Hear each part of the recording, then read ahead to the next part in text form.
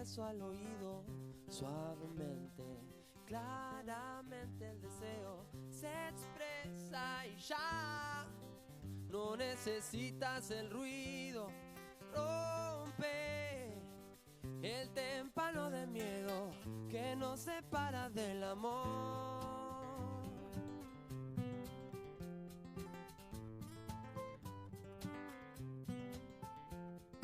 Ven, conoce mi mundo sagrado, donde me abraza el silencio, un costado intento abrir mi corazón despierto, con la mente clara, claramente, claramente. Bueno, buenas tardes, buenos días, buenas noches, dependiendo del uso horario en donde nos estén siguiendo en este momento. Una vez más para FM Bariloche 89.1, para el ciclo Ideas Circulares y puntualmente para este ciclo claramente, continuamos avanzando y compartiendo acerca de este proyecto de investigación llamado Conciencia y Sociedad Distópica, que dirige el economista español Emilio Carrillo, y puntualmente, bueno, hoy avanzando en un capítulo más, además de los que ya hemos compartido y comentado con los diferentes coautores y con Emilio Carrillo mismo. Y hoy, bueno, el tema que nos ocupa y el capítulo que nos ocupa es ni más ni menos que el de economía. Economía como un capítulo central también del libro Conciencia y Sociedad Distópica. Y digo central, bueno, porque como herramienta, y ahora seguramente lo compartiremos con nuestro invitado de hoy, como herramienta de sometimiento, de captura para la distopía, bueno, es una herramienta central indudablemente. Así que, bueno, con gran gusto hoy estamos compartiendo este encuentro con quien coordina dentro del proyecto de investigación el ámbito de economía y ha escrito puntualmente además este capítulo, el capítulo que refiere a economía. Y estamos, decía, con Vicente Marcos. Vicente Marcos es asesor financiero con certificación europea y se dedica a ayudar a la gente a comprender cómo funciona el dinero, cómo funciona este sistema, y también a crear abundancia en sus vidas, a través de diferentes recursos, diferentes herramientas.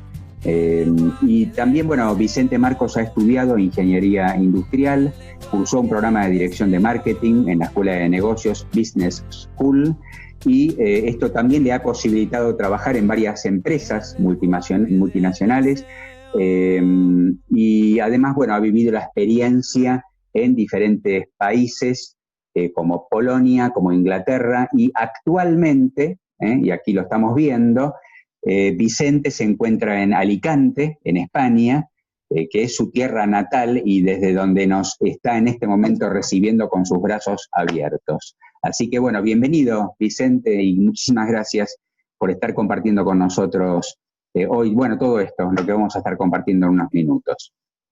Muchísimas gracias a ti, Ricardo.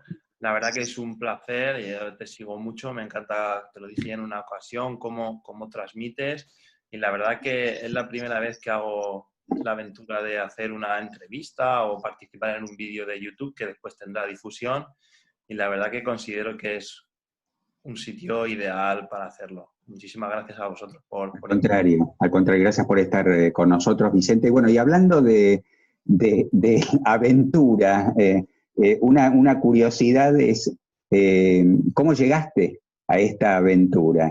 ¿Cómo te integraste a este proyecto? ¿Cómo fue eso?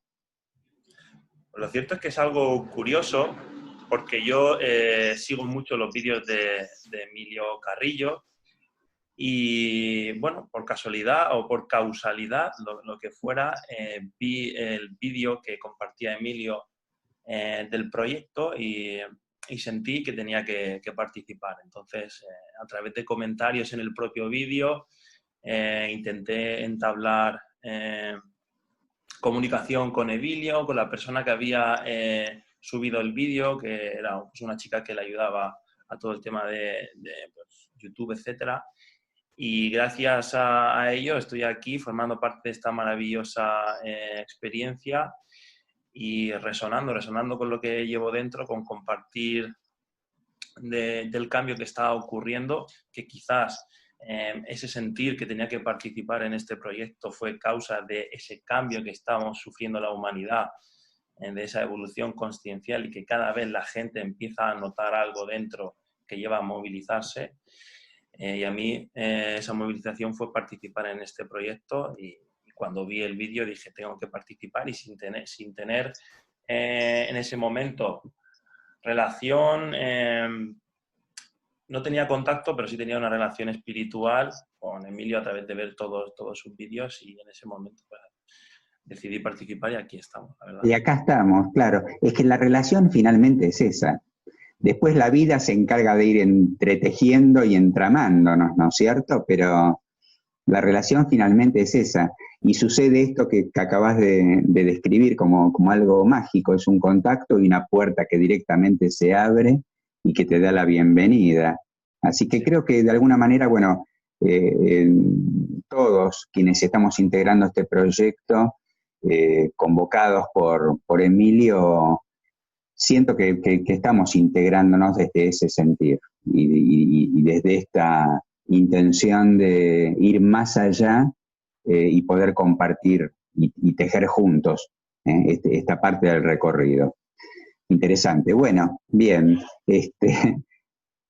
Economía, mi estimado. ¿Qué tema? ¿Qué tema? Tema importante donde los haya. Ya lo creo, sí, sí. Y en el capítulo que has escrito, en el libro, Conciencia y Sociedad, que de paso, bueno, acá lo tengo, lo muestro, para que también quienes se interesen en la lectura directamente del material. El libro está publicado en España, por Ediciones Adalys, y también está próximamente publicándose también en Argentina, para su distribución dentro de Argentina y otros países de Latinoamérica. También digo de paso, Vicente, antes de entrar en tema puntualmente, que si te parece bien, puedo poner algún contacto tuyo después, sí, aquí como Zócalo, porque de pronto puede suceder que la gente quiera hacer alguna pregunta que ha escuchado y quiera hacer alguna pregunta puntualmente. Así que vamos a poner un Zócalo. Además del video, se va a estar difundiendo en diferentes medios, además de FM Bariloche, en el canal de YouTube, de Claramente, seguramente en el blog mismo El Cielo en la Tierra de Emilio Carrillo, y en el sitio mismo del proyecto de investigación www.sociedaddistópica.com. Toda esta información la vamos a estar compartiendo ahora en unos minutos acá abajo. Perfecto. Pero yendo puntualmente al capítulo, me parece interesante lo que vamos a estar compartiendo, los invito a seguirlo con atención, porque Vicente propone un recorrido en el capítulo, un recorrido. Realmente es un viaje, va mucho más allá de hablar de economía. Es un viaje que empieza con una pregunta, en el primer punto, que es si la India existe.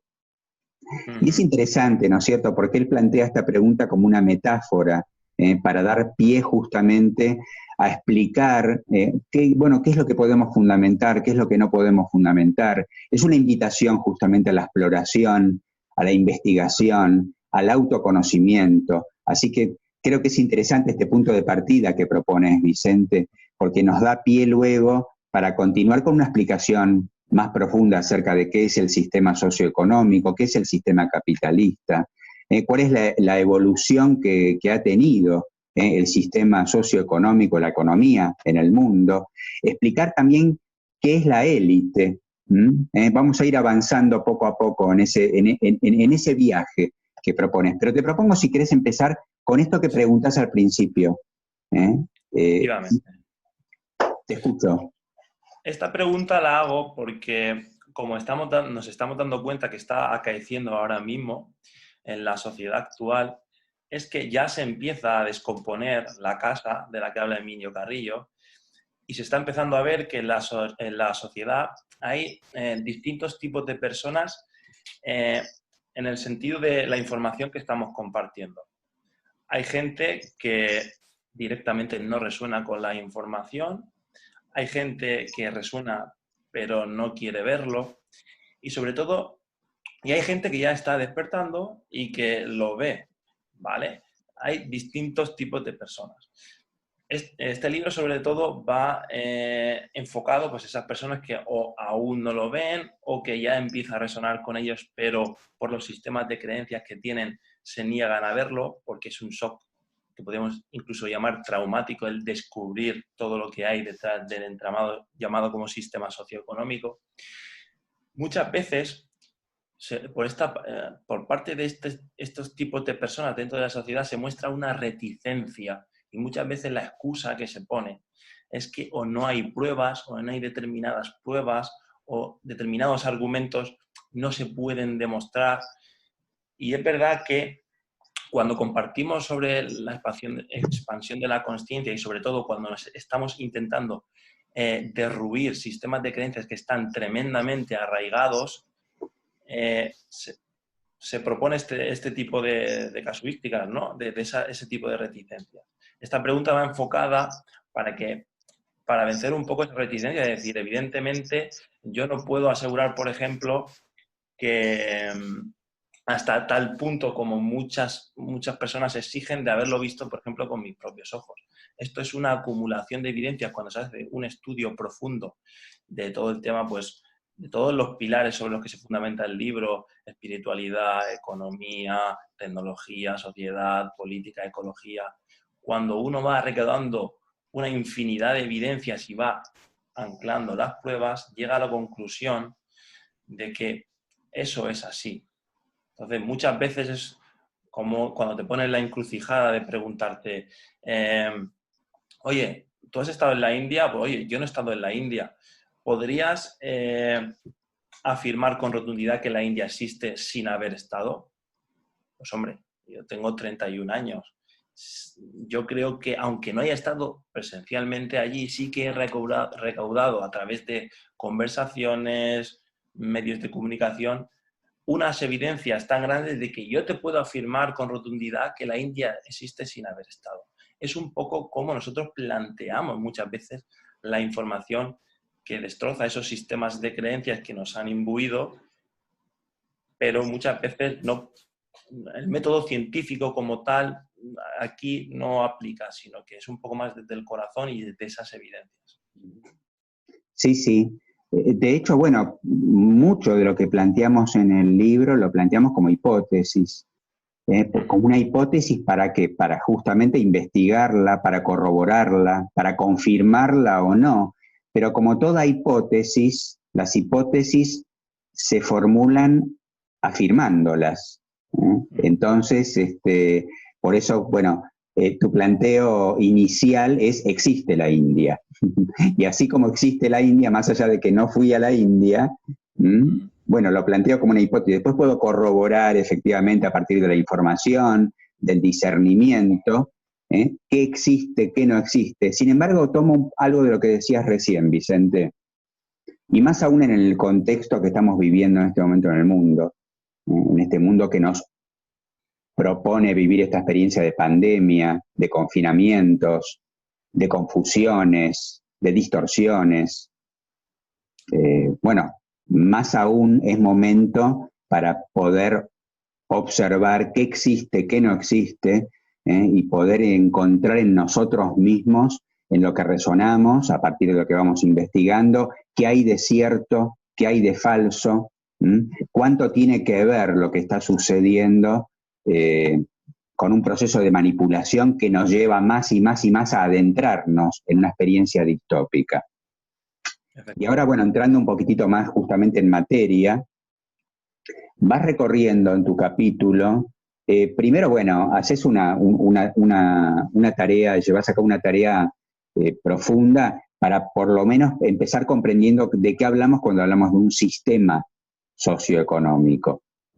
Comprender a partir de poder definirlo, de comprender cuáles son los diferentes sistemas que han imperado o que imperan en nuestra vida cotidiana, y poder dar al mismo tiempo una mirada a nuestra sociedad actual, a la versión actual de la economía, y siempre apuntando por la lectura que le he dado, apuntando a poder entrar en una habitación más comprensiva que nos lleve a responder esta pregunta.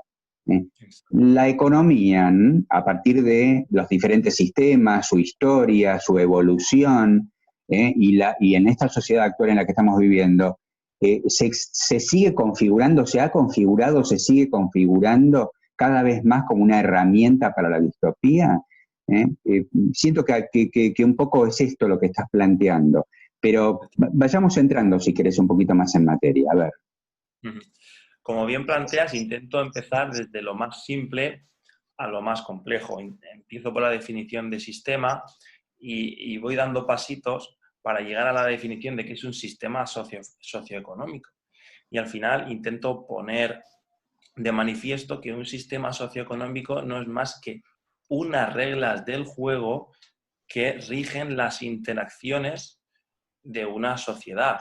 Evidentemente, lo que intento poner de manifiesto aquí es que el que controle un sistema socioeconómico prácticamente controla todas las interacciones, las reglas del juego que se dan en una sociedad.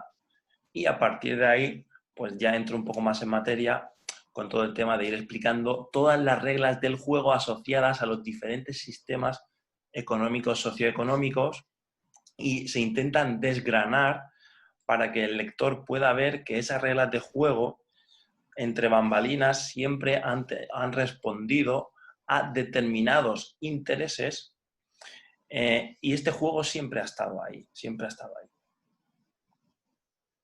Sí, siempre estuvo ahí y lo que me parece interesante es una de las preguntas que formulas respecto de los diferentes sistemas, capitalismo, el comunismo, el socialismo, como sistemas, ¿no? ¿Qué pasaría, es tu pregunta, qué pasaría si los que controlan estos sistemas, si los que controlan el mercado, si los que controlan el Estado son los mismos? Efectivamente. Cuando uno ya profundiza y empieza a recabar evidencia y hace un estudio profundo, tanto con la mente como con el corazón, empieza a discernir que llevamos toda la historia pasando de sistema en sistema en el que siempre ha regido una dualidad, en el que parte de la sociedad se posicionaba en un extremo de esa dualidad y la otra parte en otra. Eso siempre ha dado una falsa ilusión de libertad o de poder de decisión. Pero lo que cuando pasa el tiempo uno puede ver es que esa dualidad por fuera está controlada por un mismo ente o una misma élite. Claro, si nosotros siempre estamos entendiendo que yo me posiciono a la izquierda porque entiendo que mis intereses están favorecidos por un pensamiento, una ideología política de izquierdas, o siempre me posiciono en la parte de la derecha porque entiendo que mis intereses se ven favorecidos por esta parte de la dualidad o del espectro político, siempre estoy en un juego en el que estoy enfrentado contra una parte de la población, y lo que ha demostrado la historia es que llevamos siglos y siglos con un sistema dualista que lo realmente fundamental, lo realmente importante no lo ataca, que la polarización de la riqueza se sigue produciendo. Entonces uno se tiene que llegar a plantear si da igual un extremo de la dualidad o el otro, y que lo realmente importante está detrás. Y efectivamente, cuando uno profundiza, hay evidencias más que suficientes para concluir que el que realmente manda o los que realmente mandan son uno con una misma agenda, con unos mismos intereses, y que financian a ambos lados y que controlan. Siempre la política, pese a lo que pueda parecer, cuando pueda haber o la gente pueda entender que es un salvador, estamos ya más que lo hemos visto una y otra vez, que es disidencia controlada y que es siempre ese ente por fuera el que está promoviendo que tú te polarices, te adhesiones a una ideología, y ellos por detrás, en su comodidad entre bambalinas, tienen absolutamente todas las palancas para poder llevar a cabo lo que ellos quieren y que tú sigas pillado en ese vaivén. En todos los sistemas socioeconómicos se ha producido esto, unas veces más evidente o menos, y en la actualidad seguimos todavía, que si Vox, que si Podemos, polarizándonos. Y la clave está en entender más profundamente que eso es un juego que nos están poniendo para engancharnos, y que lo realmente importante y lo que va a mejorar nuestras vidas es el darnos cuenta de que eso es un juego, de que hay otra entidad, otro grupo que es el que manda, y que si yo me adhesiono a cualquier ideología política, me tienen pillado, y lo que yo quiero que mejore va a seguir sin mejorar, como no ha mejorado nunca, hayan estado los dos lados del espectro político en cualquier zona geográfica gobernando. Hay que ir más allá, y es momento, y ya se está plasmando y la gente se está dando cuenta. Claro que sí, sí, sí. Mirar un poquito más entre bambalinas, ¿no es cierto? Y no caer en este discurso histórico de, bueno, sos blanco, sos negro, bueno, tal como lo acabas de explicar, Vicente, no caer en este juego de la dualidad, de las grietas, de las brechas, de la confrontación. Vos mismo lo planteás con tus preguntas en el capítulo. Yo tomé nota de algunas que me parecía interesante también compartirlas, que resumen un poquito también lo que acabas de entregarnos, ¿no? Que es, no es hora de preguntarnos por qué hemos pasado la mayor parte de nuestra historia sumidos en un debate ideológico que no ha sido capaz de solventar los verdaderos problemas de la humanidad. ¿Por qué seguimos entonces repitiendo una y otra vez las mismas teóricas soluciones que no funcionan? El sistema socioeconómico, terminas diciendo aquí, no es un ente impersonal. El sistema socioeconómico no es un ente impersonal. ¿Quiénes están detrás? ¿Son los políticos que vemos por la televisión los que realmente mandan? Y ahí entras en el análisis de la sociedad actual, justamente, y das algunos ejemplos como muestra, ¿no? De lo que acabas de plantear como recursos reiterados, ¿no? ¿Y a dónde estamos? Las farmacéuticas, que están postradas a la maximización de beneficios y de intereses de accionistas. Bueno, lo estamos viendo hoy día a día, ¿no? Con esta situación de la pandemia. Decís que en cuestiones laborales estamos volviendo a la Edad Media, que un puesto de trabajo empieza a ser tan preciado y precario que incluso hay gente que está dispuesta a trabajar gratis. Das ejemplos, la profusión que hay con respecto al consumo de ansiolíticos, de antidepresivos, hasta podemos pagar en bitcoins o en criptomoneda basada básicamente en nada, en algo virtual. Siento como que das ejemplos muy interesantes en el capítulo que abonan esto que acabas de plantear. La confrontación, la brecha, la división, la reiteración. Y preguntás, ¿estamos a tiempo de cambiar esta tendencia?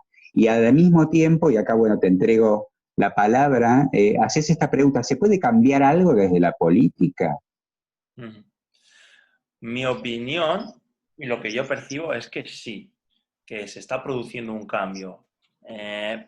Ese cambio va a venir de que nos demos cuenta, y la gente se está dando cuenta. O sea, es increíble los debates entre círculos cercanos míos que jamás me hubiera podido imaginar que se iban a tratar determinados temas, se están planteando, y es eso es lo que hace falta, que la gente tome conciencia, que se dé cuenta, que vaya más allá. En el momento en el que haya una masa crítica que se dé cuenta, esas palancas que ellos tienen se van a ir cayendo. Los medios de comunicación desinforman, aún estamos muy influenciados, pero ya la gente va diciendo, oye, en el momento en el que ello se vaya plasmando, dejará esa palanca de tener tanto impacto con las farmacéuticas, con la política, en el momento en el que la gente se esté dando cuenta de, oye, Podemos, oye, Vox, esto, polarizarme aquí. Y si, oye, planteamos esto y la gente va a empezar a darse cuenta. Cuando ese cambio llegue, ese darse cuenta en una masa crítica alta de la sociedad llegue, se plasmará el cambio y está ocurriendo y se está acelerando. Entonces, mi opinión y mi percepción es que sí.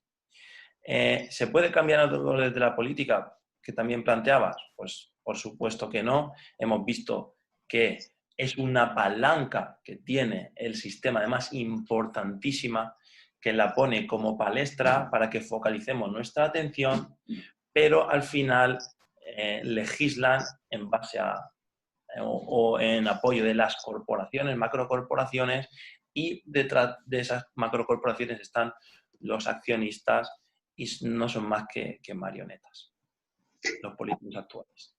Hago una distinción sumándome, ¿no?, a lo que estás planteando con respecto a esta pregunta. ¿Se puede cambiar algo desde la política? La política tenemos que considerar, y esto, bueno, también es parte de lo que compartimos en el libro, en el capítulo de política, justamente, discernir también de qué hablamos cuando hablamos de política.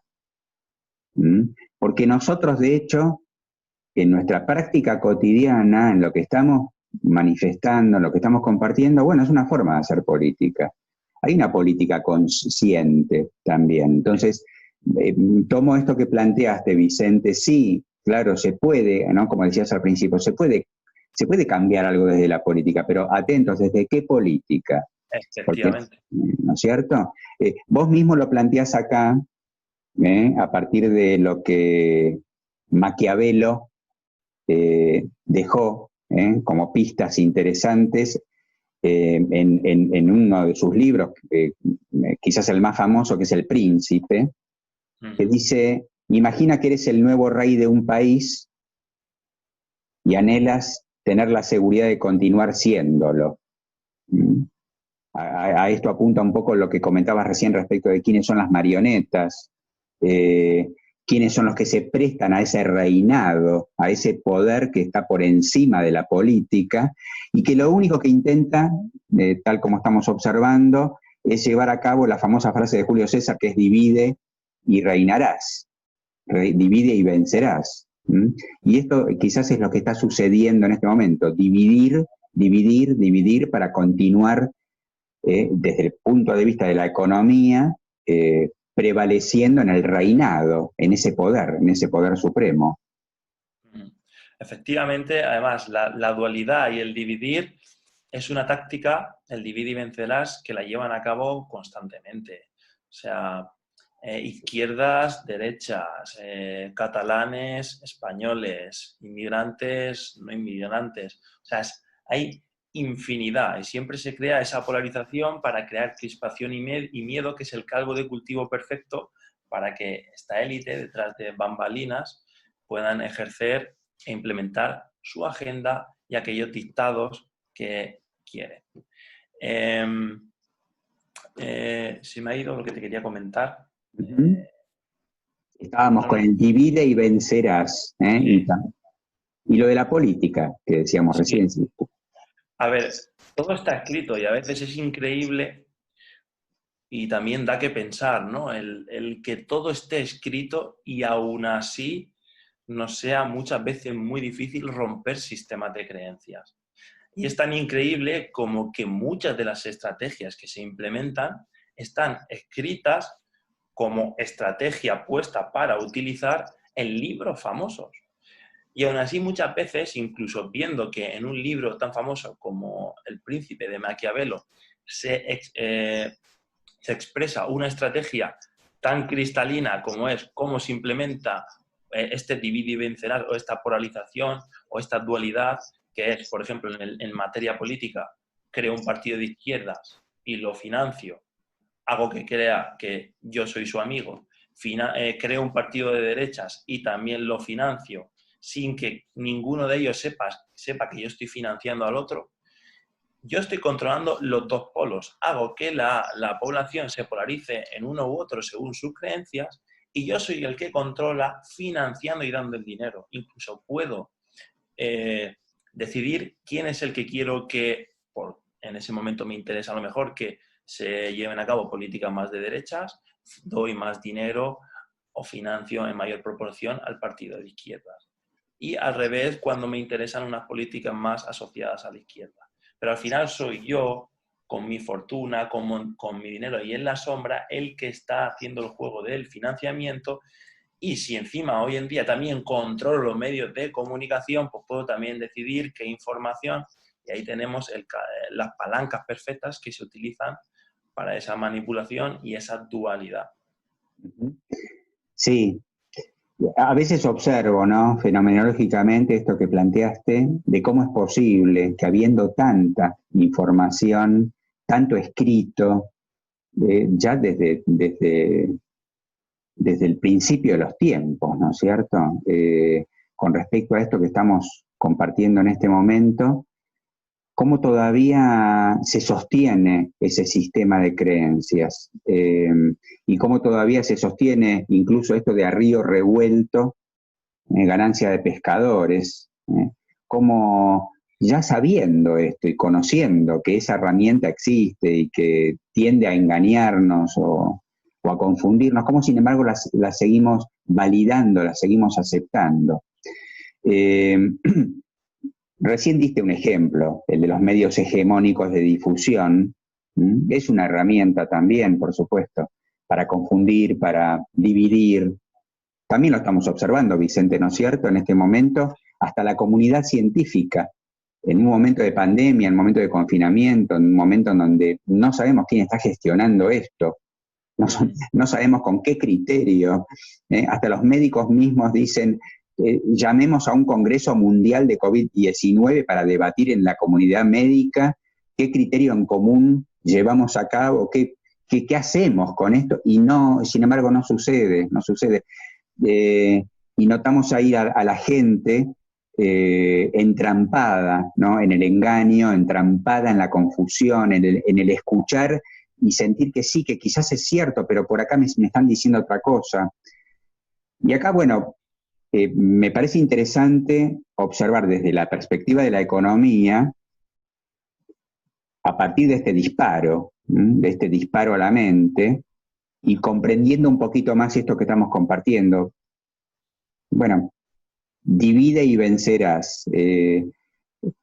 A partir de conocer cuáles son las señas de identidad del sistema económico actual, comprender un poco más profundamente a dónde está apuntando en este momento este poder hegemónico, a dónde está apuntando, a qué está apuntando, a qué intenta llevarnos a partir de las señas de identidad que tiene este sistema económico y socioeconómico imperante. ¿A dónde van, Vicente? ¿Qué quieren? Es lo que en algunas esferas se denomina como el nuevo orden mundial. A veces esta palabra puede chirriar, pero lo cierto es que tiene mucha base y hay una agenda que nos está encaminando. En otras esferas se puede llamar globalización, aunque yo creo que no es un término que recoge tanto lo que es el nuevo orden mundial. ¿Qué es esto? Pues esta élite que gestiona entre bambalinas quiere el poder omnímodo.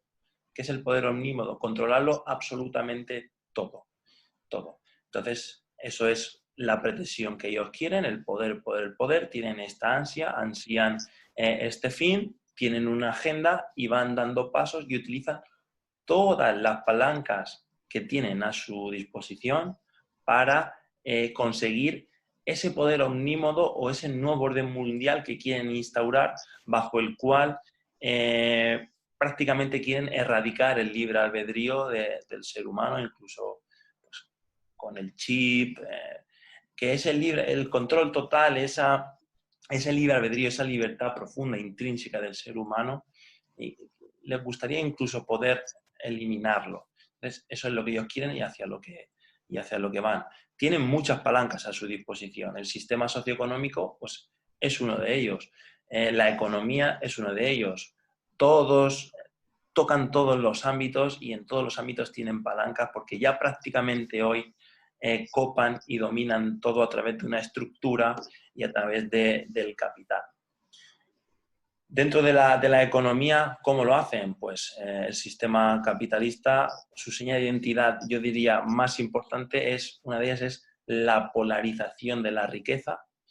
Prácticamente estamos ya hablando de que decenas de personas poseen el 99% de la riqueza que hay en el planeta, lo cual es algo increíble. Yo aquí insto siempre al sentido común, porque, por ejemplo, cuando uno está en la dualidad izquierda y derecha, en la que todo el mundo todavía estamos, todavía se puede plantear el debate de, oye, ¿qué estás planteando? ¿Comunismo vs capitalismo? No estamos planteando eso. Aquí lo único que instamos es al sentido común. Yo no sé si es comunismo, si es capitalismo. Lo que el sentido común te dice es que no puede ser la mejor opción un sistema en el que decenas de personas tienen el 99% de la riqueza. Eso no se puede defender utilizando el sentido común bajo ningún concepto. Este sistema está confeccionado y ha ido mutando poco a poco para ir consiguiendo esa polarización de la riqueza que, aunque no lo creamos, aún continúa. Para esa polarización de la riqueza se utilizan dentro del sistema económico muchas palancas. Tienen muchas. Por ejemplo, controlan el capital, controlan la creación del dinero, utilizan muchísimo la deuda. La deuda dentro del ámbito económico es una de las palancas más potentes y más importantes que tienen. Empezaron endeudando a la gente y ya incluso hoy están endeudados los estados y todo ha sido articulado y ha seguido una agenda. Y con ese poder y ellos entre bambalinas han conseguido hoy en día endeudar a los estados. ¿Para qué? Para que te tengan pillado y tú tengas que proponer y promover acciones o políticas que ellos te dictan. Hay muchas más palancas, pero bueno, yo que focalizaría sobre todo la atención de los que nos estén escuchando de esa polarización absoluta de los recursos en el que decenas de personas tienen el 99% de la riqueza. Y esa es una de la idiosincrasia del sistema. Entonces es un momento de que ya lo veamos, que esa gente entre bambalinas que hace esa dualidad en la política son los mismos que están concentrando el capital, son los mismos que son los dueños de las empresas de los medios de comunicación, son los mismos dueños de las empresas farmacéuticas, son los accionistas, son los que mandan, son los que toman las decisiones. Entonces, todo está gestionado por unas personas que tienen esa agenda.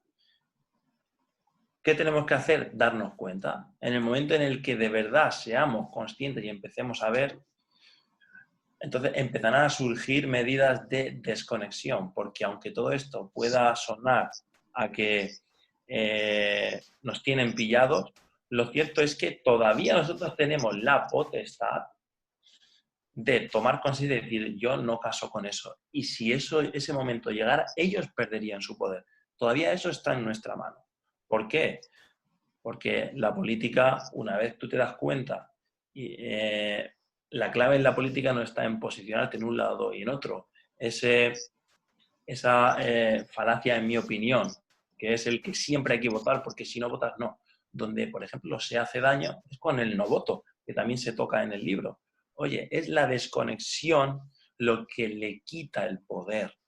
Y para eso hay que darnos cuenta, y es un poquito lo que todos intentamos a través del libro.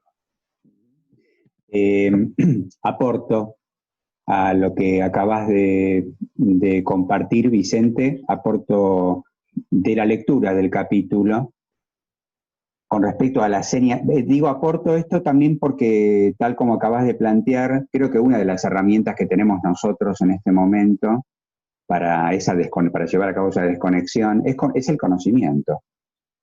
Es conocer. Y en este capítulo vos justamente compartís conocimiento. El conocimiento de qué? Bueno, primero, cuáles son las señas de identidad, como además de las que planteaste antes, prioridad del valor de cambio sobre el valor de uso, sí. El consumo, el hiperconsumo, maximizar el beneficio como un objetivo central, maximizar el beneficio, apropiarse en pocas manos de la riqueza social de la humanidad, lo que acabas de decir, decenas de personas, ¿no es cierto? La voracidad el sometimiento de la ciencia a los intereses de la élite. Hoy lo estamos observando también. En medio de una pandemia, la ciencia, las farmacéuticas, la comunidad científica, la comunidad médica, notamos que está bajando una línea que evidentemente se está bajando desde algún lugar de poder. El fomento de la conciencia egoica, más egoísmo, sacar lo peor de nosotros. Y con respecto a lo último que planteabas, Vicente, doy algunos datos que compartiste en el capítulo, justamente. La mayor parte del dinero, hablamos de decenas de personas que por supuesto forman parte de familias, de hecho esas decenas de personas prácticamente son anónimas, no tienen que ver con las personas que conocemos, que son personas que están al servicio, son funcionales a esas decenas que son anónimas, pero sin embargo actúan a través de organismos y de personas y de empresas y de corporaciones, como bien decías recién, Vicente. Y la mayor parte de ese dinero está en las firmas de inversión, como BlackRock, Vanguard, State Street, está también en los bancos centrales, en los bancos tradicionales privados, en los paraísos fiscales, en las corporaciones, grandes corporaciones de toda índole, farmacéuticas, tecnológicas, mediáticas. Este grupo de personas focaliza su capital prácticamente en 13 firmas de inversión, las más grandes y concentradas del mundo, que configuran ese núcleo de poder. Estas 13 firmas manejan billones y billones de dólares. Los consejos de administración de estas 13 empresas están formados única y exclusivamente por 160 personas. Decís, entran en un salón, son tan poquitos, ¿no es cierto? Y por último, actúan en varios círculos, como por ejemplo el Club Bilderberg, que es conocido, en donde sí se presentan personas conocidas, como presidentes, como reyes, como dueños de grandes corporaciones, el tan mencionado en estos tiempos Mr. Gates.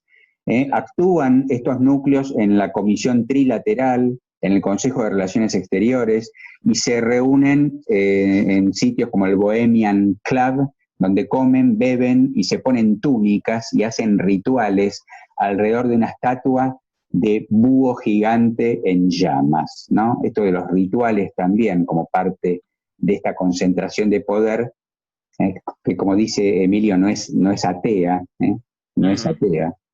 Bueno, di estos ejemplos acerca de esta élite, de esta dimensión de poder de la que estamos hablando, para ponerle también nombre a algunos círculos y a algunas instituciones que se escuchan, que se conocen y que podemos también entender que están al servicio de esta élite. Y también haces referencia, Vicente, a los negocios que manejan estas élites. Me parece interesante también aportar el conocer cuáles son los negocios que manejan. Haces mención al dinero virtual, haces mención a cómo se incluye a los estados también, cómo manejan a los estados, como el negocio de la guerra, de las actividades ilegales, el de la salud. Ahí, te cedo el micrófono. Perfecto. Mira, hablabas de una seña muy interesante de identidad, ¿vale? Que es la diferencia entre el valor de cambio y el valor de uso. En el sistema actual, que se rige desde el ego, lo que interesa es el valor de cambio, o lo que habitualmente o coloquialmente llamamos como precio, y no importa tanto lo que es el valor de uso, que es lo realmente importante si te paras a pensarlo. Emilio Carrillo habla muy claro de esto y pone ejemplos muy interesantes. Por ejemplo, el agua es muy barata, tiene un valor de cambio muy bajo. Sin embargo, es esencial para la vida, esencial para nuestra subsistencia. El caso opuesto sería un diamante, ¿vale? Que tiene un precio elevadísimo, un valor de cambio elevadísimo, sin embargo, su valor de uso lo puede tener como proyección de estatus o decorativo, pero estaremos de acuerdo en que no tiene un valor de uso tan potente como el agua, que es esencial para tu subsistencia. Fíjate la diferencia tan desligada que se puede dar entre valor de uso y valor de cambio. Un diamante es carísimo y, sin embargo, su valor de uso es muy pequeño, y algo tan increíblemente esencial como el agua podríamos convenir que no es algo tan caro. Esto establece que se dé lo que llamamos normalmente el juego especulativo que se da en el sistema y que sobre todo se concentra en los mercados financieros, que al final es algo puramente especulativo, donde acciones suben y bajan en función de, pues, una serie de cosas que no vamos a entrar ahora en profundidad, pero ahí se juega un juego especulativo tremendo donde la élite hoy en día hace la mayor parte de la ganancia de ese juego especulativo que se da sobre todo en los mercados financieros y que viene de esa disidencia entre el valor de cambio y el valor de uso. Ese es uno de los negocios de la élite, ese mercado financiero y esa rentabilidad que aporta el mercado financiero año a año. ¿Cómo consigue esa élite esa rentabilidad que hace que su fortuna siga creciendo? Teniendo su dinero en estas gestoras que hemos hablado, BlackRock, State Street y una serie de gestoras más que gestionan millones, gestionan el patrimonio de estas élites y que son las encargadas de gestionar y conseguir esa rentabilidad que aumente de manera exponencial la riqueza de estas élites. Tienen muchas más palancas. Por ejemplo, otro negocio de la élite es el control del dinero. Ellos crean el dinero y en el libro se expone cómo a través de el coeficiente de reserva fraccionaria, que es un aspecto técnico de banca, pero que si uno estudia no es complejo de entender, ellos pueden crear dinero de la nada. Cuando se eliminó el patrón oro y el dinero ya no está respaldado por oro, no tiene convertibilidad en oro, el único valor que tiene el dinero es la creencia que la sociedad tiene sobre ese dinero y la creencia en que yo con este papelito, cuando vaya a otro sitio, voy a poder intercambiarlo por. Como seguimos creyendo en eso, todavía el dinero mantiene su valor, pero la realidad es que no tiene ninguna base. Y ante ese no tener base, la creación del dinero está controlada por los bancos y el coeficiente de reserva fraccionaria, que es que ellos solo están obligados a guardar una parte de lo que tú ingresas en el banco. Por ejemplo, si yo tengo 1.000 euros porque he vendido una moto y voy a un banco e ingreso esos 1.000 euros y ellos me guardan mis 1.000 euros, ellos no están obligados a guardarme esos 1.000 euros en una caja fuerte por si yo dentro de 2 semanas voy y se los vuelvo a pedir. Eso no funciona así. Hay un coeficiente de reserva fraccionaria que, por ejemplo, en Estados Unidos es del 10%, en Europa es todavía más pequeña, y es que ellos solo están obligados a guardarte de esos 1.000 euros, 100, 900 los pueden volver a prestar. Entonces, con un dinero que tú le has llevado sin que ellos tengan que hacer esfuerzo, ellos tienen la posibilidad de cobrar intereses por un dinero. Y a su vez, esos 900 euros que ellos pueden prestar a otra persona, esa persona puede hacer una transacción de comprar otra moto a otra persona y esa otra persona le vuelve a llevar esos 900 euros a un banco o a otro banco conectado en la misma red. Y es así como se va creando dinero de la nada y ellos pueden cobrar intereses y a través de la deuda ir pillando, por decirlo de alguna manera, a la gente e ir incrementando la riqueza a través de esa creación del dinero artificial, absolutamente, cuando el dinero no está respaldado por nada. Eso es lo que convenimos como hoy en día dinero virtual. Y a través de la palanca de la deuda, lo hemos comentado antes, ya los estados están también bajo el yugo de esa deuda, cuando anteriormente no era así.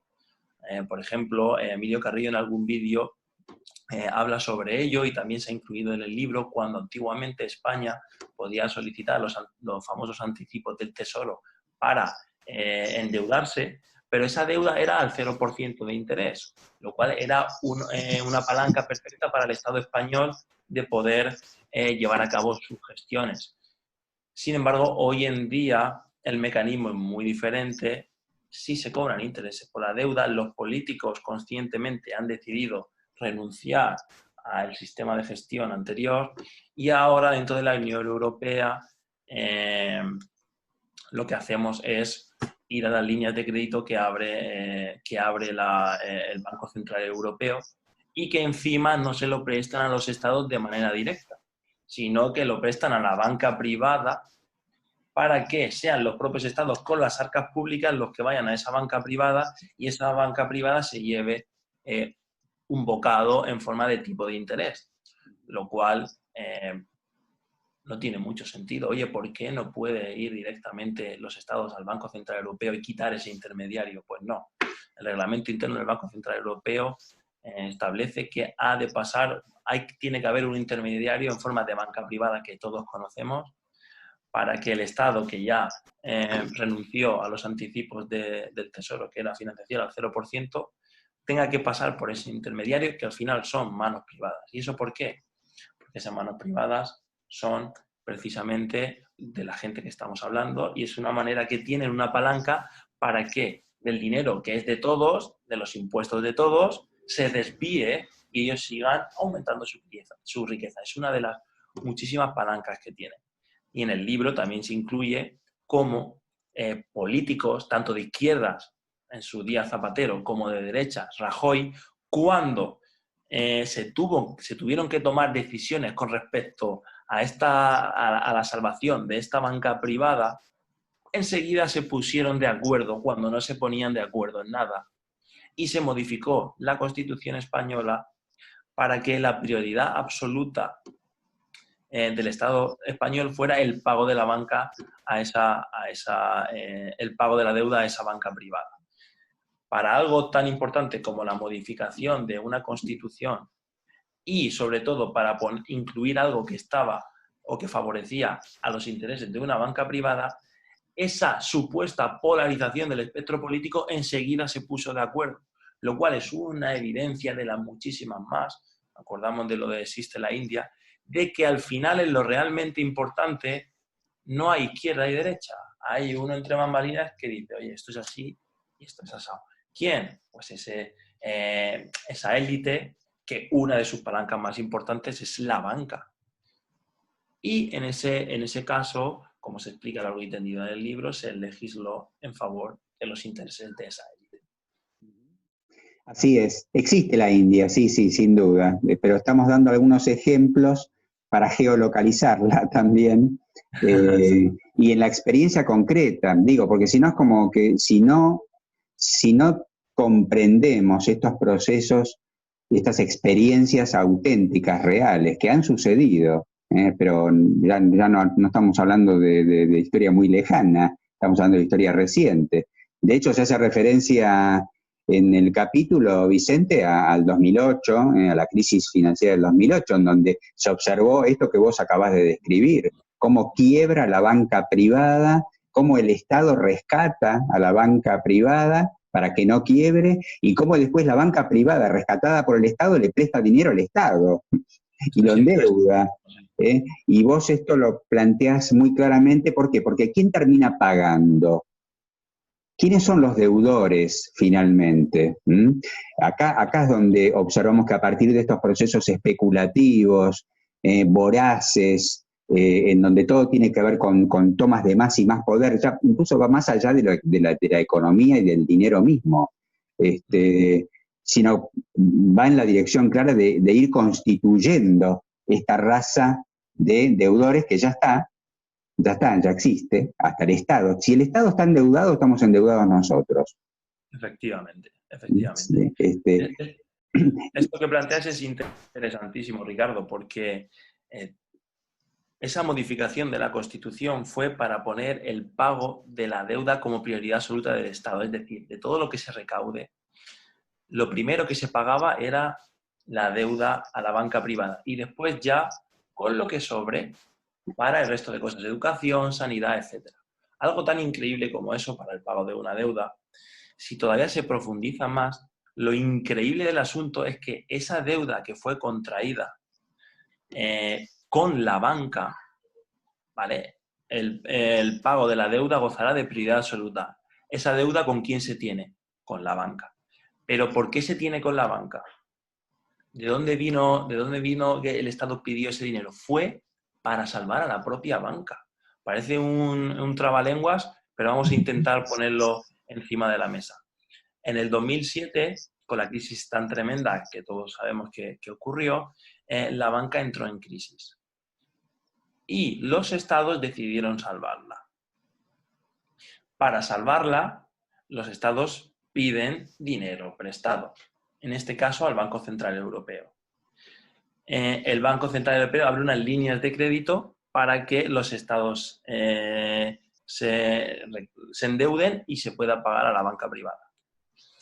Pero como realmente funciona, es como hemos explicado antes, los estados nunca reciben el dinero directamente del Banco Central Europeo, sino que pasa previamente por la banca privada. Entonces, vamos a ver cómo queda el esquema. Yo tengo que salvar a la banca privada. Voy al Banco Central Europeo y digo, oye, tengo que salvar a la banca privada, entre otras cosas seguramente porque los que mandan me lo han dicho que debe ser así. Entonces yo tengo que hacerlo. Oye, dame dinero para salvarla. Vale, te voy a dar el dinero, pero no te lo voy a dar directamente. Se lo doy a la banca privada que vas a salvar. La banca privada te lo va a dar a ti cobrando un tipo de interés. Y después tú se lo vuelves a dar a la banca privada para salvarla. Y el resultado es que tú te quedas endeudada, la banca privada se salva, se desvía una cantidad ingente de dinero público a manos privadas, precisamente en esa operación de rescate. Los estados nos quedamos endeudados y encima convenzo a los dirigentes, en el caso de España, políticos de tu país para que modifiquen la Constitución española y pongan que la prioridad absoluta sea ese pago a la banca que se ha contraído de la manera que se ha hecho. Es un completo disparate, pero así fue. Así fue y así sigue siendo. De hecho, iba a preguntarte cómo estás observando en este momento, en esta crisis, en este cisne negro que estamos conviviendo, pero globalmente, con el correlato que tiene, por supuesto, y el impacto que tiene esta crisis en las diferentes regiones del mundo, pues no es lo mismo hablar de Europa que hablar de Sudamérica, porque son diferentes, muy diferentes las condiciones, los estados de condicionamiento, bueno, históricamente, ¿no? Pero en este momento de crisis se está repitiendo otra vez más este ciclo. Un ciclo en donde en la economía se va a ver reflejado en algún momento, pero es una pregunta, Vicente, ¿no? Se va a ver reflejado de vuelta una crisis tan profunda económica que va a requerir otra vez de endeudamiento, que va a requerir que el Estado otra vez se endeude para poder darle a la población ayuda, crédito, etcétera, para que también se endeude y ajustarla también para que poder devolverlos. ¿Estamos de vuelta en camino a un nuevo ciclo de estas características? Es una pregunta muy interesante, Ricardo, porque yo he leído mucho del asunto y hay diversas opiniones. Por ejemplo, Manuel, nuestro compañero del proyecto, me mandó unos artículos en el que se plantea la posibilidad de que hayamos llegado a la crisis absoluta que de verdad suma a la sociedad en una crisis de la que ya no podamos salir. Mi opinión es distinta. Mi opinión es que la crisis es una palanca del sistema que cíclicamente se utiliza y hay un trasvase de riqueza todavía se polariza más esa riqueza y además se utiliza esa crisis para seguir implementando parte de la agenda que comentábamos de control y dominación sobre la sociedad. Entonces yo creo que esta pandemia o ha sido creada o se ha utilizado, no lo sé, como un elemento para volver efectivamente a que exista una crisis. ¿Con qué objetivos? Oye, pues primeramente una bajada muy fuerte de los mercados financieros, que hoy en día ya han recuperado niveles previos a la pandemia, incluso ya estamos cerca de máximos históricos otra vez, por lo cual el mercado financiero sigue su curso impasible, ahí ya no hay crisis y, sin embargo, también se ha utilizado esa crisis, en primer lugar, para que se siga polarizando la riqueza.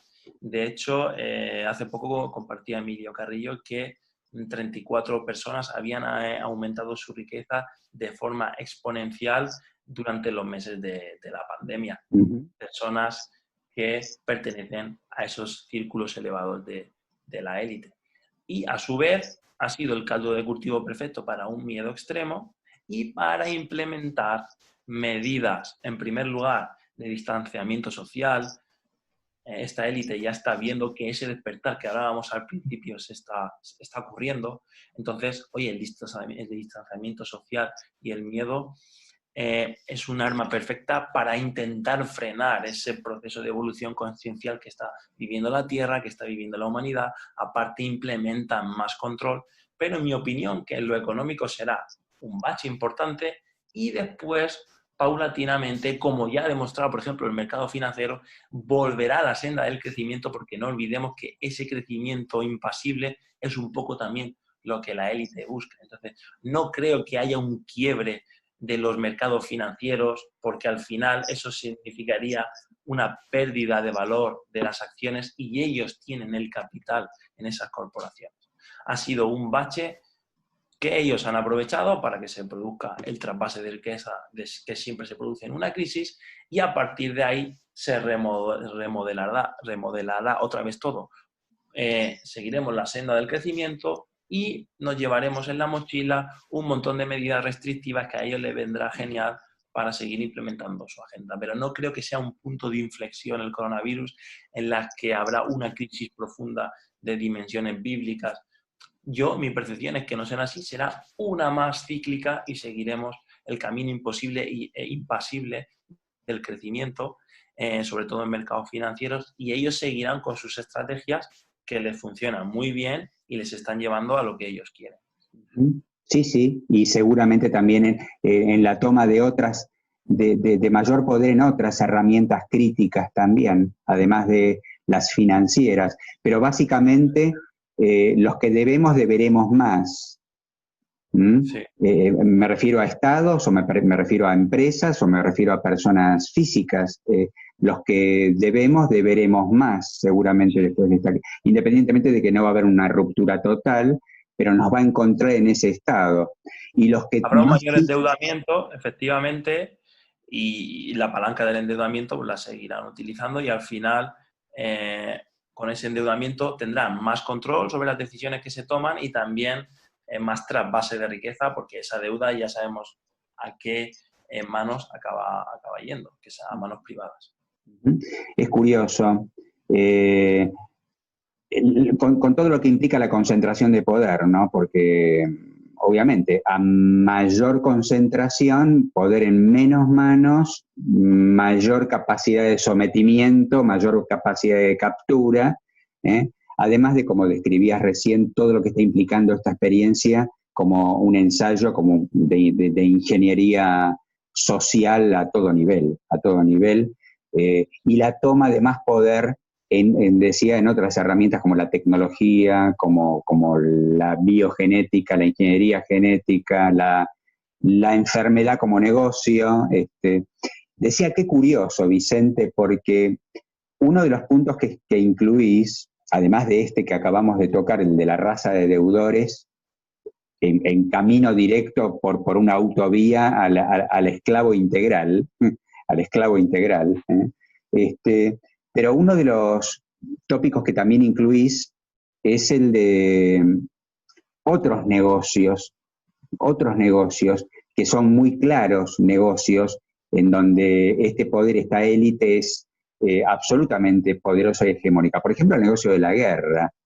Viste que muchas personas en estos tiempos hacen una especie de analogía entre la pandemia y utilizan frases de índole bélicas, estamos frente a un enemigo invisible, por ejemplo, ¿no? El confinamiento, el observar incluso al vecino como un potencial enemigo. Sí. Es como si estuviera sucediendo un negocio también que tiene que ver con la guerra, pero no con la guerra como la conocíamos nosotros, como la Segunda Guerra Mundial o como la invasión a Irak. No, es una forma de guerra también diferente la que está sucediendo, pero no deja de ser también un negocio, como algo que estamos observando como una experiencia también bélica. Sí, estoy de acuerdo, Ricardo. Evidentemente van a hacer negocio con la pandemia y no solo con la pandemia, con la guerra que también todos conocemos, que también se apunta en el libro, siempre se ha hecho negocio. Muchas veces, incluso, como el rey en la estrategia de Maquiavelo, no solo yo tengo por qué financiar a un partido político o a otro. Yo puedo financiar a un grupo disidente que está molestando en un país, por ejemplo, y lo armo y le doy posibilidades de que de verdad cree un conflicto. ¿Por qué? Porque me interesa crear ese conflicto. Entonces, yo, controlando toda la riqueza mundial, puedo ir a ese grupo disidente o ese foco problemático en el país X, voy, lo financio, lo armo, y entonces creo un conflicto real, una guerra, incluso si lo queremos decir, y después me presento, yo lo he creado el problema financiando y después yo me presento como salvador. Digo, oye, mira lo que está ocurriendo aquí, utilizo los medios de comunicación para alertar del problema, creo miedo, creo caldo de cultivo para la manipulación y después yo me presento como salvador, entro con mi ejército, soluciono el supuesto problema que he creado yo financiando y articulando y estratégicamente previamente y soluciono el supuesto problema y de paso pues me hago con el control del país, con todo lo que se haya destruido, pues con mis empresas que yo soy accionista gano dinero, controlo los recursos del país y ese juego también lo hace la élite con la guerra, también lo hace. Curiosamente, bueno, están como eligiendo cuáles son los negocios más rentables en este momento, más cortoplacistas, ¿no? En función a la especulación también, como mencionaba más temprano, y pareciera como que hay otras actividades de negocios de esta élite, como por ejemplo las que planteas en el libro, actividades ilegales, bueno, en realidad creo que todas las que estamos recorriendo son actividades ilegales, ¿no es cierto? Pero hay otras que son explícitamente ilegales, como la droga, por ejemplo, que a partir de esta pandemia quizás son negocios que se ven como interrumpidos, y también quizás tenga que ver con una toma de poder, quizás, no lo sé. El negocio de la salud, no sé si hay algo que quieras compartir con respecto a este punto. Yo lo llamo el negocio de la enfermedad, en realidad. Sí, más bien. Porque bastante poco tiene que ver con la salud. Pero bueno, haces mención y quería escucharte, a ver si querés compartir algo con respecto a esto que está sucediendo y que impacta en la economía, sin duda.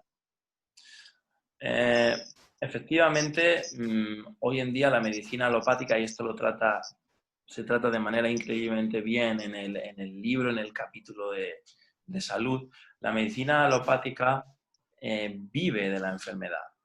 Y sabiendo quiénes hay detrás, tenemos que entender que las empresas farmacéuticas son propiedad de esta gente. Y es la pata de la cura, supuesta cura de la enfermedad, hoy en día es la química, las empresas farmacéuticas. Yo lo que percibo y lo que veo es que no hay una pretensión por parte de esta gente que domina la salud hoy en día en la sociedad actual, de que la gente se cure porque haya un amor hacia la humanidad, sino que ya hemos visto su auténtica voracidad y lo que tiene que tomar conciencia la gente, sobre todo lo que se está planteando ahora, que viene una vacuna, tenemos que entender que esa vacuna procede de laboratorios, industria farmacéutica, y que están detrás estas personas. Entonces, ya se sabe que tienen una agenda y se saben lo que quieren, entonces tú tienes que ser consciente de que si te prestas a que esta gente decida lo que va a entrar dentro de ti, te estás exponiendo a un riesgo porque ya sabemos cómo actúa. Entonces, es un negocio, además es uno de los negocios más lucrativos que tiene la élite. La medicina alopática, no, si te paras a pensarlo, como tú muy bien apuntabas, vive de la enfermedad. Entonces, lo que quiere es que tú estés consumiendo un medicamento el mayor tiempo posible, y donde van a emplear sus recursos de investigación, igual no es en que te cures, porque eso provocaría un descenso de la cuenta de resultados de la empresa. Y cuando uno ve el mundo y profundiza en muchos ámbitos, tiene que saber que tampoco le va a preocupar en este ámbito el que tú te vayas a ocupar o no, y no van a aplicar moral o ética en este campo de la salud tampoco. Y es un campo de increíble actualidad y que seguramente tengamos que tomar decisiones muy pronto. Como apuntaba también Emilio Carrillo hace poco en uno de sus vídeos, nos tenemos que plantear si esa vacuna obedece a intereses que igual todavía no tenemos claros. Y precisamente igual puede curar el coronavirus, pero poner alguna semilla para que en el futuro ese gran negocio que es la salud, pues se pueda crear un foco de enfermedad que te han curado esto, pero cuando en 2 años surja esto, yo voy a venderte el medicamento recurrentemente. Y otra vez el pirómano vestido de bombero. Actúo como bombero, apago el coronavirus con la vacuna, pero yo estoy buscando por detrás otro objetivo, que el mío es que no lo sé. Lo cierto es que no lo sé, no lo puedo asegurar, pero lo que sí sé es que yo no me fiaría. De hecho, en el capítulo de economía, haces mención también, Vicente, a episodios anteriores de pandemias, que a diferencia de esta, porque esta tiene otras características, no digo el virus, porque es un virus del que se conoce muy poco todavía, pero bueno, por lo pronto sí lo que sabemos de este virus, como lo están compartiendo, yo no soy médico, soy psicoterapeuta, pero sí escucho a la comunidad científica, a los médicos, y converso con ellos, pero bueno, comparten que como toda gripe pasada, esta no es la excepción en cuanto a que hay reinfección, las personas vuelven a tener una gripe, el virus va mutando también, con lo cual, bueno, hablar de una vacuna no es hablar de una solución definitiva, no es hablar de la erradicación de una enfermedad.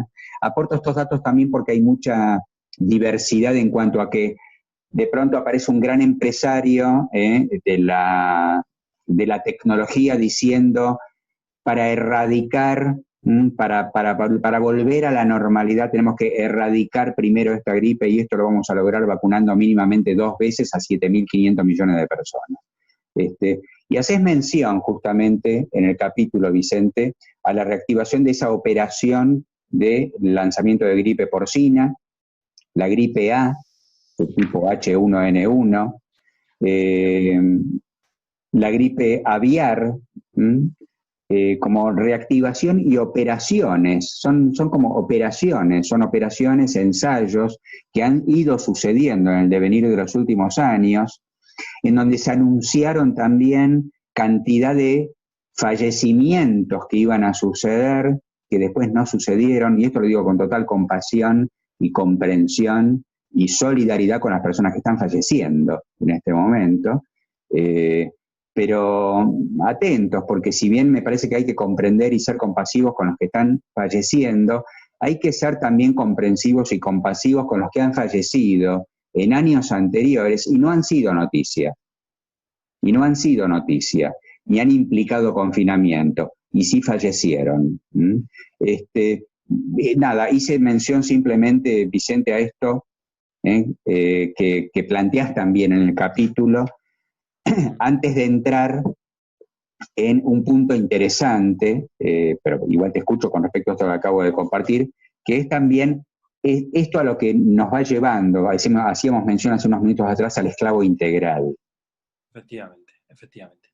Como bien apunta Ricardo, ya tenemos antecedentes dentro de la salud o de este ámbito en el que se pusieron en marcha operaciones masivas de miedo hacia una supuesta pandemia, anunciándose unas cifras que provocaron muchísimo miedo, que fueron utilizadas para la venta masiva de determinados medicamentos, que después incluso se llegaron a caducar o que realmente no tenían tanta eficacia como habían sido proclamados, y esas cifras después se descubrieron que era mentira.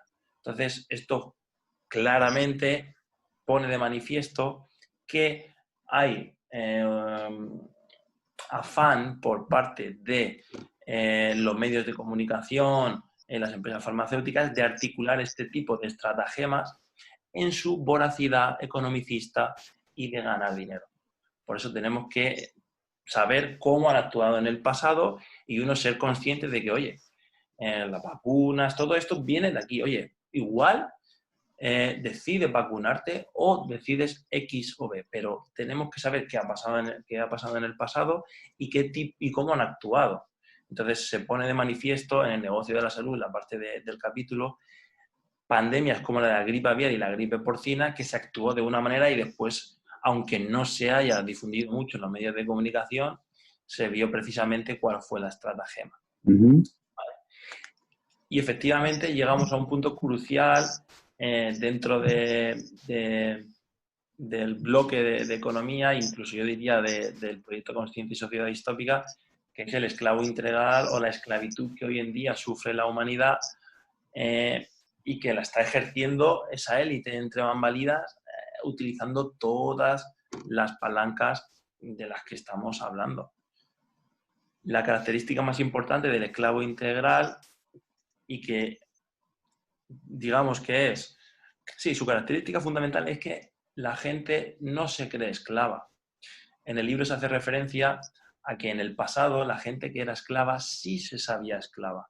Y esto que parece algo baladí es importantísimo. Alguien puede decir, bueno, ¿qué más da? No, es importantísimo porque en el momento en el que tú eres consciente de que eres esclavo, tienes la posibilidad de hacer algo. Pero si tú no te crees un esclavo, que es ya el esclavo perfecto para la gente que esclaviza, simplemente va pasando el tiempo y no haces nada por remediarlo. Y esto es un poco lo que pone de manifiesto la definición del esclavo integral y es la esclavitud moderna y que ha conseguido instaurar esa élite y que se habla a largo y tendido dentro del capítulo del libro.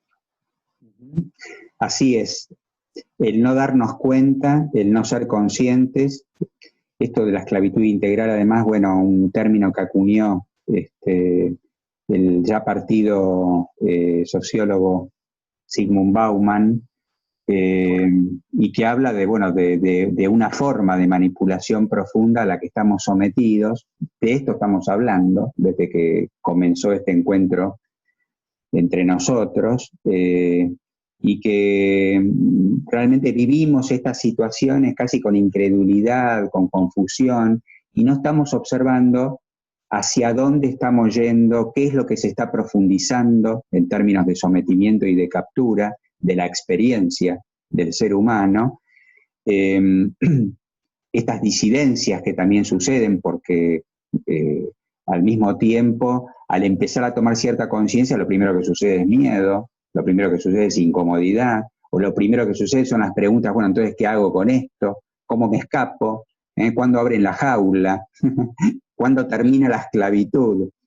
Y en realidad me parece interesante ahora sí, si querés, pasar al riel, a la visión y a la observación que también estamos compartiendo, Vicente, que es la observación utópica, que es esa observación en donde puede existir una economía para la utopía, puede existir una economía para el bien común, para el sentido común, como decías antes. ¿Y de qué depende salir? ¿Mm? ¿De qué depende ser libres? ¿De qué depende no ser esclavos y no vivir una experiencia de esclavitud? Y entramos en un punto interesante que planteas, que es la economía de los dones y de los talentos. Entonces, a lo mejor acá podemos encontrar un poco de calma también, ¿no? Pudiendo observar y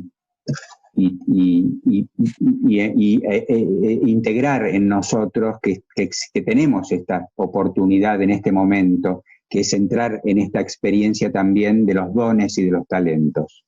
Efectivamente.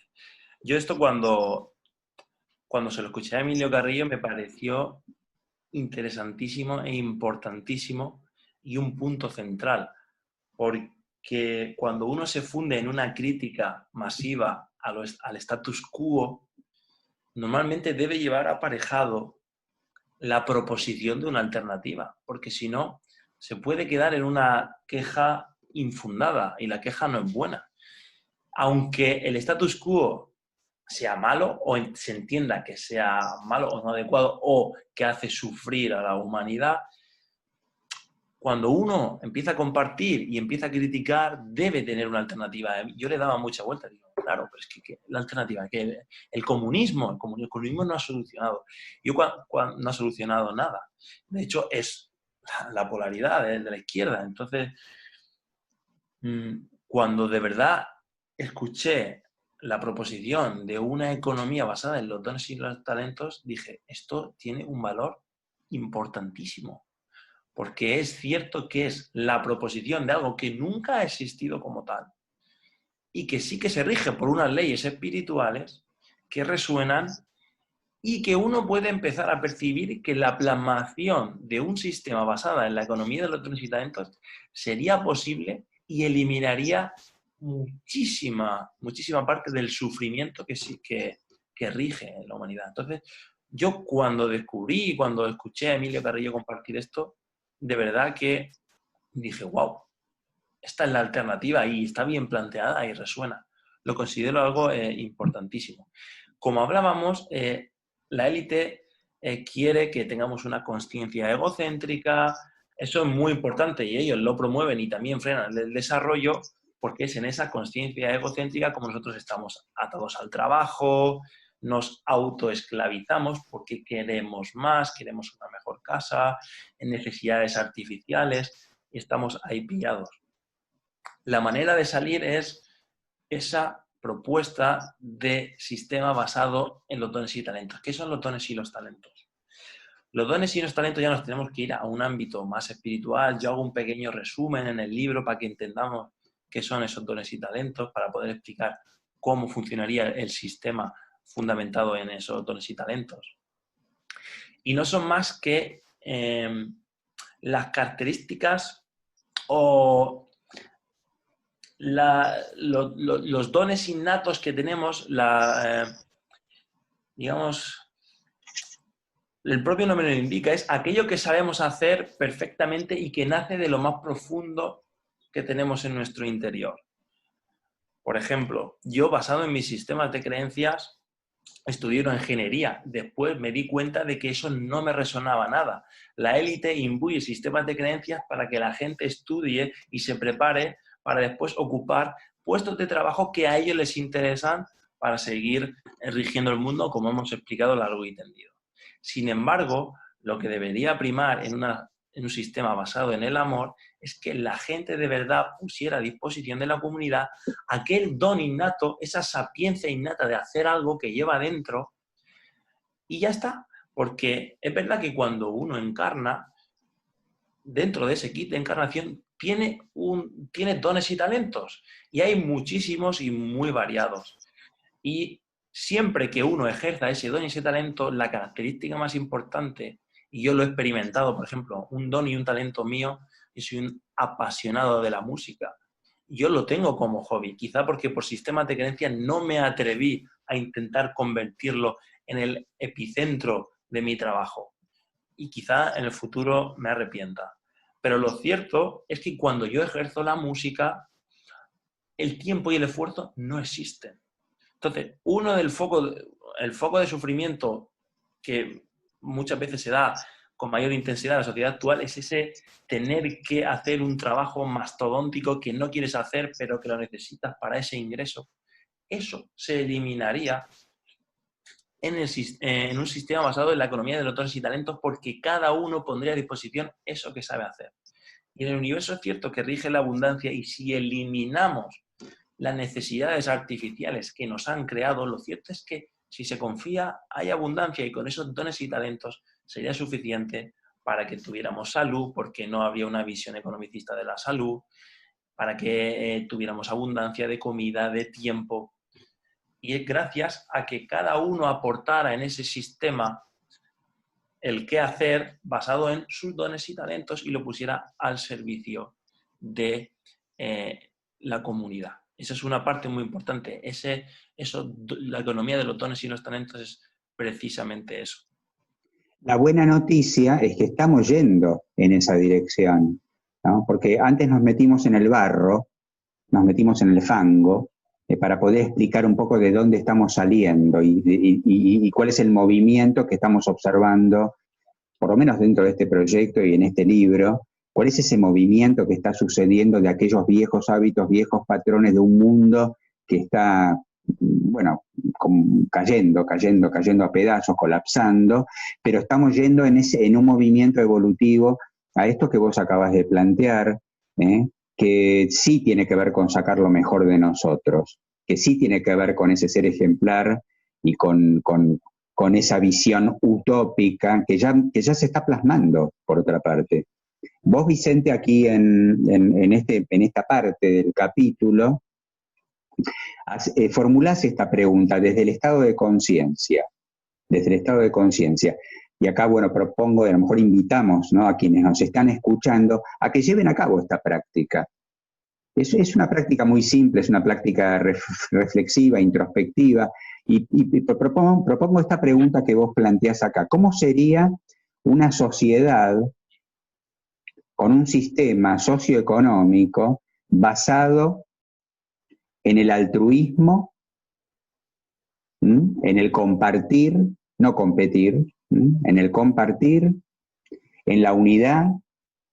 ¿Cómo sería ese sistema? ¿En la compasión, en la comprensión, en la empatía, en la honestidad, en el amor, en definitiva? Tal cual así lo estás planteando. ¿Cómo sería? Y hay ejemplos concretos que están sucediendo en ecoaldeas, en donde, como recién vos decías, los integrantes, ¿qué es lo que están entregando? Su talento. Y lo comparten. Entonces, en una experiencia de cooperativa, en una experiencia de convivencia consciente, en donde lo que siento que quiero entregar es lo que no me genera esfuerzo, lo que me da gusto entregar de mí, lo que siento que realmente me disfruto entregando en la práctica, bueno, me parece que son pistas muy importantes, porque después desde allí se puede configurar una economía para el bien común, una economía para el bienestar. ¿No es cierto, Vicente? Efectivamente, efectivamente. Yo creo que esa economía llegará y va a ser, digamos, en función de cómo nosotros estamos evolucionando actualmente y ese despertar masivo que se está plasmando. La gente es buena por naturaleza, porque esa esencia la llevamos dentro. Y en ese proceso de despertar vamos a ir poco a poco desconectando de las palancas que hemos hablado largo y tendido, porque, como dije antes, tienen el poder, pero no lo ejercen mediante la fuerza. No te ponen un arma en la cabeza, sino que lo ejercen a través de la manipulación. Pero cuando tú vas pillando la manipulación, dejarán de tenerlo. Y eso se va a ir plasmando. Y yo creo que el sistema que va a empezar a imperar precisamente será en un sistema basado en el altruismo, en el compartir ese talento, en el compartir ese don, etcétera, etcétera, etcétera. Y este sistema acabará con muchísimos de los males que aquejan hoy en día al ser humano y, sobre todo, eliminará sufrimiento. algo importantísimo que me gustaría compartir es que, fíjate, Ricardo, que la gente cuando le planteas esto no lo cree, es incapaz de creerlo. Aquí enseguida, no todo el mundo, pero una gran masa crítica todavía de gente lo asocia al comunismo, se va siempre al ego humano y es que las personas somos así, esto se ha intentado, no lo ven posible, pero eso es un sistema de creencias que está instaurado y está imbuido por los que dominan la educación, los medios de comunicación, lo que se comparte, las versiones oficiales, la historia. Entonces, no es cierto, la creación es excelsa. Si de verdad no se pudiera, el otro día lo hablaba con un amigo y le decía, oye, si de verdad no se pudiera vivir de esta manera, estaríamos diciendo que, con perdón, Dios es tonto. Si no hubiera abundancia y no pudiéramos vivir desde el amor, desde el altruismo, oye, ¿qué creación es esta, no? ¿Por qué siempre diríamos en la incapacidad de creer eso? Porque, como bien comparte muchas veces Emilio Carrillo, se nos ha instaurado, nos ha imbuido el sistema de creencias de la escasez, ese tener que trabajar tanto para sobrevivir, automáticamente nos da la sensación de que en un sistema no tan productivista no habría para todos. Esos son creencias y la realidad es que sería posible perfectamente, sobre todo porque eliminaríamos muchísimas necesidades que son artificiales, tendríamos más que de sobra de todo lo que necesitamos, habría abundancia, no es que habría lo justo, no. En ese sistema incluso habría abundancia y además eliminaríamos el sufrimiento y sobre todo sería algo altruista donde todo el mundo tendría cabida y, oye, sería un sistema de una frecuencia vibracional mucho más alta que la actual, pero llegará, todo tiene su proceso, tiene también su sentido profundo lo que estamos viviendo actualmente, también es bonito ese proceso de despertar, ese shock, es algo también que hay que vivirlo y es una experiencia increíble.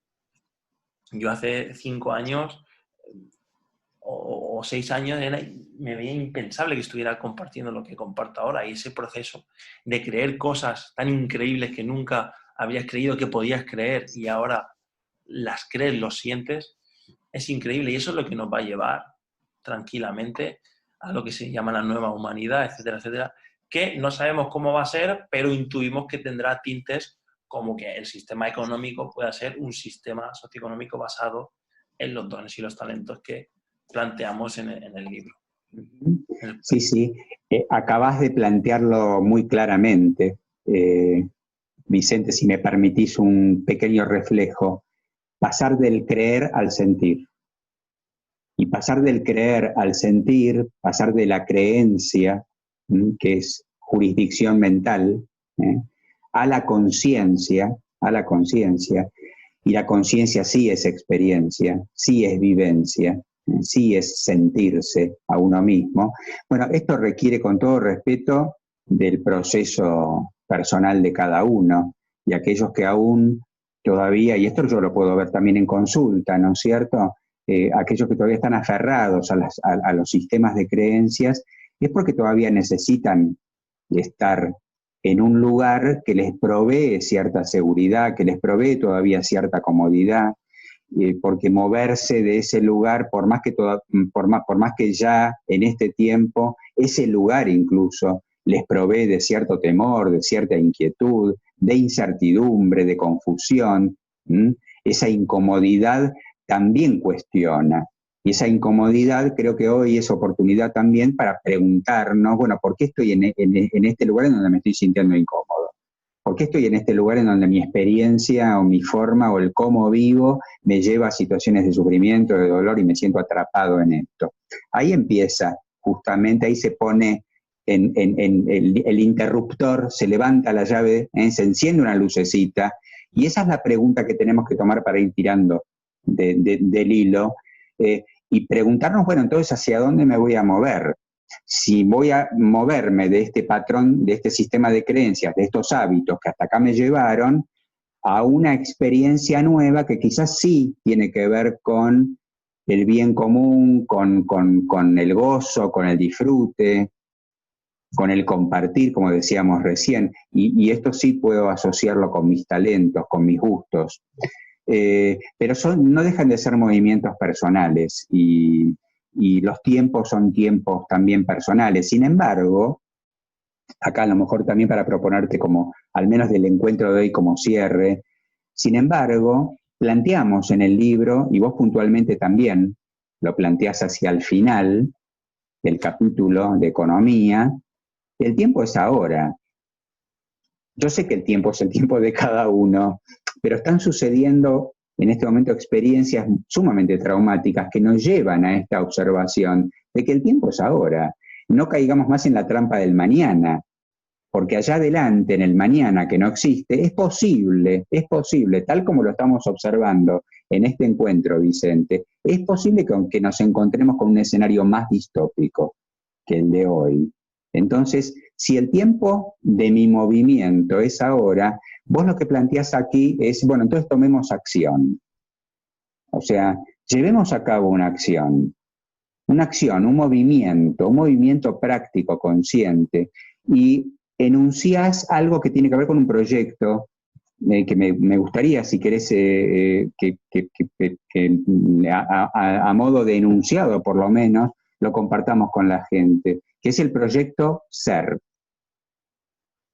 Efectivamente, Ricardo. El proyecto SER, cuando estaba cerrando el capítulo, Emilio Carrillo me pasó el contacto de una persona de Valencia, yo soy de Alicante, Valencia me pilla cerquita, que se puso en contacto con él para plantearle un proyecto. Entonces, Emilio Carrillo, por temas de distancia, lo delegó, como estaba relacionado con un proyecto de conciencia de sociedad distópica, lo delegó en mí. Y yo me acerqué a hablar, tuve una reunión con Mai y su compañero. Tuve una reunión con ellos para que me explicaran este proyecto. Yo entendí una señal, porque fue además al terminar el capítulo, que ya estaba para mandar pronto a imprenta, etcétera, y dije, bueno, oye, si el universo ha querido que me planteen esto, además estaba íntimamente relacionado con el cambio, con el promover pues esa Ecosin Nuestra, los dones y talentos, la ayuda al altruismo, dije, oye, pues ellos me pidieron difusión y yo dije, pues mira, blanco y en botella, difusión, lo incluimos en el capítulo al final y damos conocimiento de qué es lo que planteáis y para qué sirve, y la gente que resuene, si se quiere unir, que tenga vuestro contacto. Y eso es lo que se hizo. ¿En qué consiste el proyecto SER? Hace poco volví a hablar con Mai y también me gustaría saber tu opinión, Ricardo, porque esto es interesante. Yo no sé, tengo esa duda de si de verdad necesitamos una estructura a la que adherirse para conformar lo nuevo. No lo sé, tengo esa duda. No sé, quizás lo nuevo va a venir con que cada uno individualmente vaya evolucionando y compartiendo a su alrededor lo que está sintiendo, experimentando, percibiendo. No sé si el querer volver a crear una estructura con reuniones, con gente que acude a un sitio bajo unas normas específicas, con un miembro de una asamblea que coordina. No lo sé, igual sí, no lo sé. Yo no sé por dónde van a ir los tiros. Lo cierto es que a mí cada vez me está costando más implicarme aquí o el implicarme allá. Lo que sí que hago una labor de intento de difusión profunda en las situaciones que me pasan en mi entorno, y sí que tengo un compromiso con ese compartir lo que estoy sintiendo y con ponerlo a disposición del que resuene. Ahí creo que está el trabajo. Aún así, este proyecto SER es una estructura muy interesante por gente consciente y amorosa, como es Mai y su compañero, que ponen de manifiesto a disposición de crear una red también muy parecida a la Asamblea Universal, que también pone en boga Juan Carlos, en la que yo soy socio, Emilio Carrillo, etc.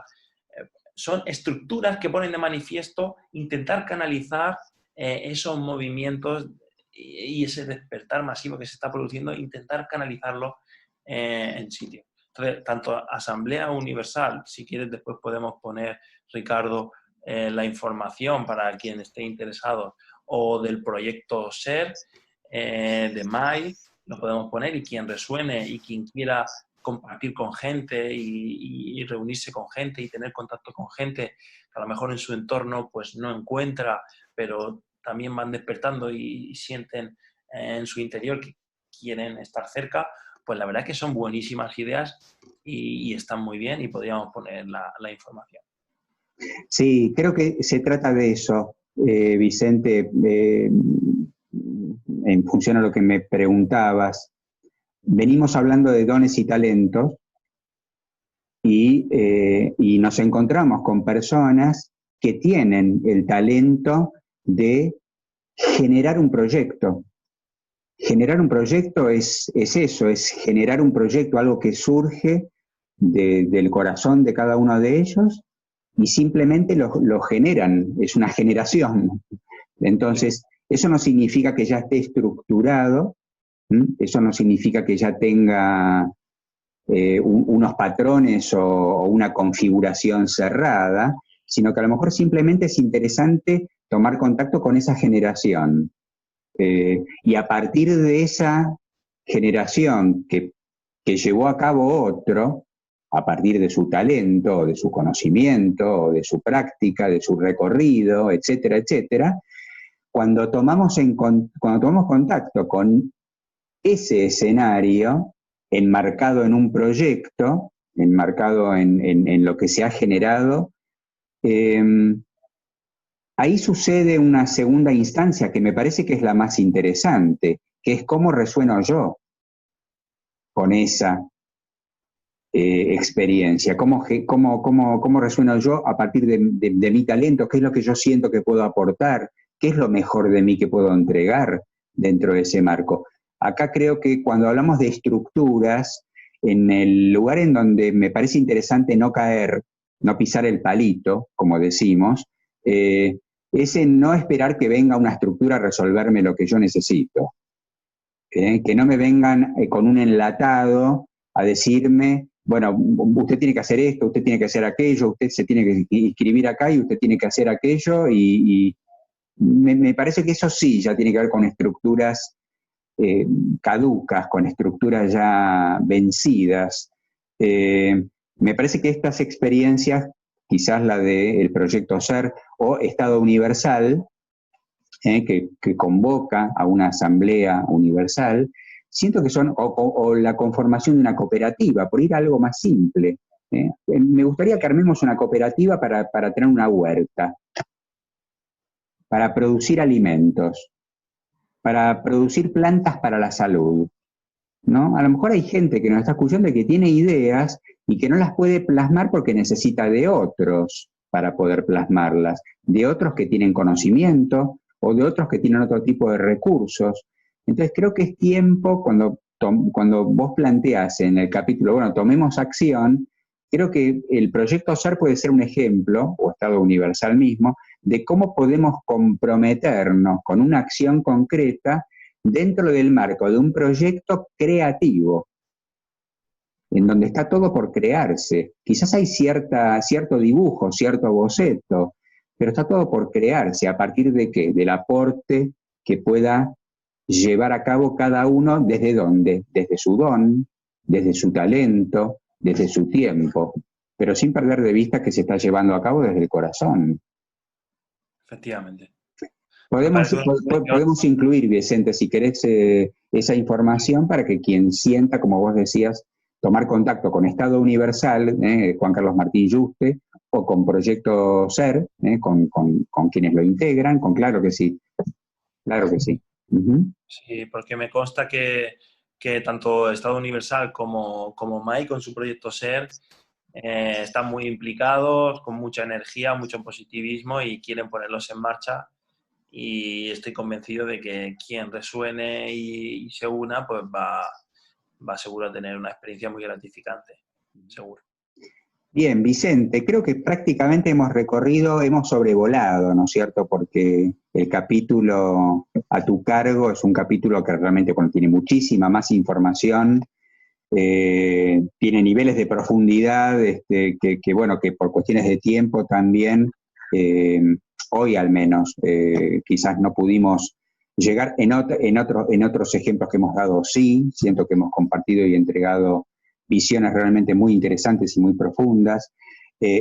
Yo, por mi parte, por lo último, invito una vez más a la gente que quiera tomar contacto con el capítulo de Vicente Marcos López de Economía. Está aquí, en este libro, Conciencia y Sociedad Distópica, Coronavirus, Estudio del Caso, que además sigue este proyecto, este libro tiene continuidad. Y dejo de tu parte, Vicente, lo que quieras para finalizar, compartir con quienes nos están acompañando hasta acá. Pues nada, Ricardo, te vuelvo a agradecer la invitación. La verdad que he estado muy cómodo, me he sentido muy bien. De hecho, hemos estado un buen rato, lo cual es sinónimo de que nos hemos sentido cómodos. Te agradezco muchísimo tu tiempo y espero que a la gente le guste, si les sirva para que encuentren puntos interesantes de investigación, que expandamos un poco la curiosidad y que se disfrute, y muchísimas gracias. Gracias a vos, Vicente, un placer enorme. El tiempo voló, eso significa que hubo disfrute en lo que hemos compartido, así que se nos fue el tiempo sin observar el tiempo. Gracias a todas y a todos quienes nos han acompañado, a Vicente, Marcos y a mí en este encuentro, dentro del marco del proyecto Conciencia y Sociedad Distópica para FM Bariloche 89.1, Ideas Circulares y este ciclo que llamamos Claramente. Gracias, Vicente. Nos volvemos a encontrar seguramente muy prontito. Claro que sí. Dame un beso al oído, suavemente, claramente el deseo se expresa y ya no